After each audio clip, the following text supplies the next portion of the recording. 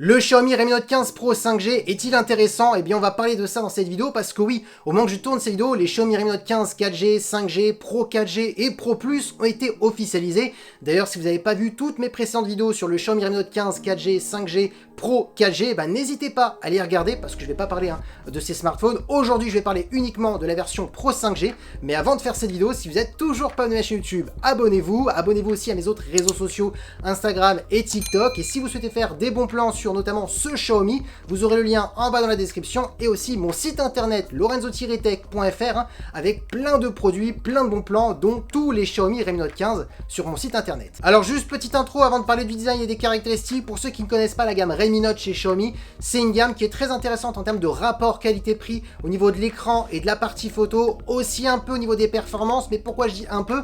Parce que ça fait 2 ans qu'on voit maintenant que c'est la gamme Poco qui est la meilleure gamme pour des rapports qualité-prix performance, et ce qui est un petit peu perdu chez la gamme Redmi Note. Donc voilà, je voulais faire quand même une petite intro bref pour expliquer un petit peu cette gamme, parce qu'avec toutes les gammes, on s'y perd chez Xiaomi. Allez, maintenant on commence par le design. On aime ou on n'aime pas, dites-moi ce que vous en pensez en commentaire. Moi j'ai toujours trouvé les Xiaomi jolis, et toute la gamme d'ailleurs des Redmi Note 15, je les trouve plutôt sympa. Faut pas oublier qu'on n'est pas sur des smartphones à 1000 €. Alors certes, on n'est pas sur des matériaux très premium, mais en tout cas ça fait presque premium pour un smartphone à ce tarif. Donc dites-moi ce que vous en pensez en commentaire.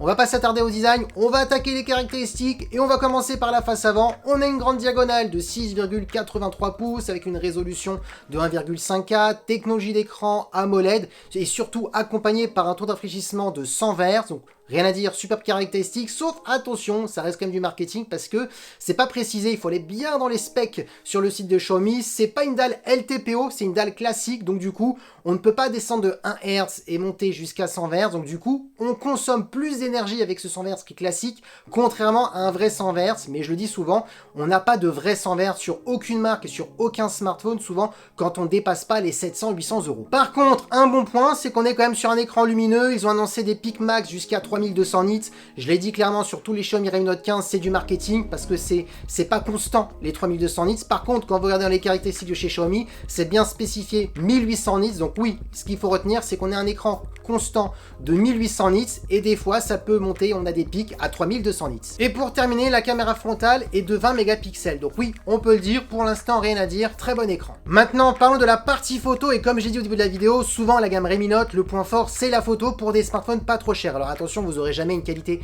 d'un smartphone à 1000 €, mais c'est quand même plutôt pas mal et ça peut suffire à 70% des gens qui font des petites photos sans être trop exigeants. On commence par le capteur principal, on est sur un capteur stabilisé de 200 mégapixels, ça va être le meilleur capteur que vous allez retrouver sur ce smartphone. Et on a ensuite un ultra grand angle de 8 mégapixels, donc pour faire des photos à plan large. Oui, pas de téléobjectif, mais en même temps c'est normal pour le prix que je vous donnerai en fin de vidéo. Et pour terminer au niveau de la vidéo, on pourra filmer en 4K. Donc oui, on est sur 2 bons capteurs, certes pas 3 pour avoir un vrai zoom optique, mais bon, pour cette gamme, c'est tout à fait normal. Maintenant, parlons de performance, et là, c'est souvent le bon point des Redmi Note, même si maintenant, c'est la gamme Poco qui est supérieure en termes de rapport qualité-prix.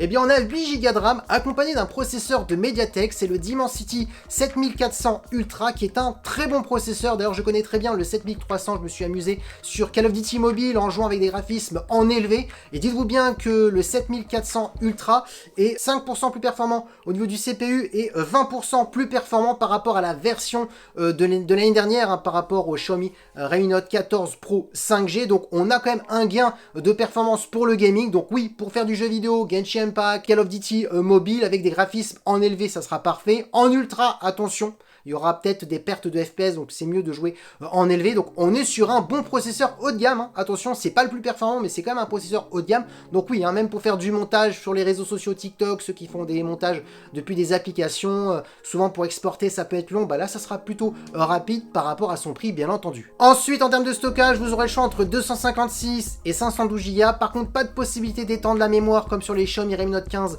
classiques 4G et 5G. Dommage, mais en même temps, souvent c'est sur l'entrée de gamme, parce que sur le plus premium, on retire l'extension de mémoire. Ensuite, niveau batterie, ça c'est un bon point, on est sur une grosse batterie de 6580 mAh avec de la recharge rapide de 45 watts. La marque explique qu'on peut tenir 2 jours avec une bonne utilisation. Alors 2 jours, c'est vrai si vous faites pas de jeux vidéo. Par contre, si vous faites des jeux vidéo, vous pourrez pas tenir 2 jours, je vous le dis clairement, parce que les jeux comme Call of Duty Mobile, où vous pouvez régler le taux de rafraîchissement, les graphismes, et si vous mettez tout en élevé, ça consomme énormément, je vous le dis. Donc ça dépend vraiment de votre utilisation utilisation, mais en tout cas c'est bien, on est sur une bonne batterie. Et en termes de connectivité, on a de la Wi-Fi 6 et du Bluetooth 5.4. Et bien entendu, 4 ans de mise à jour, ça ne change pas chez Xiaomi, dommage. J'aurais aimé aller jusqu'à 6 ans comme chez Samsung, mais bon voilà, c'est Xiaomi, ils veulent pas aller plus loin de 4 ans. Allez, maintenant vous voulez connaître le tarif de ce Xiaomi Redmi Note 15 Pro 5G, eh bien il est annoncé au tarif de 403 €, mais il y a des petites offres de promotion. Là par exemple derrière moi, vous voyez 399 €, donc souvent Xiaomi fait des petites promotions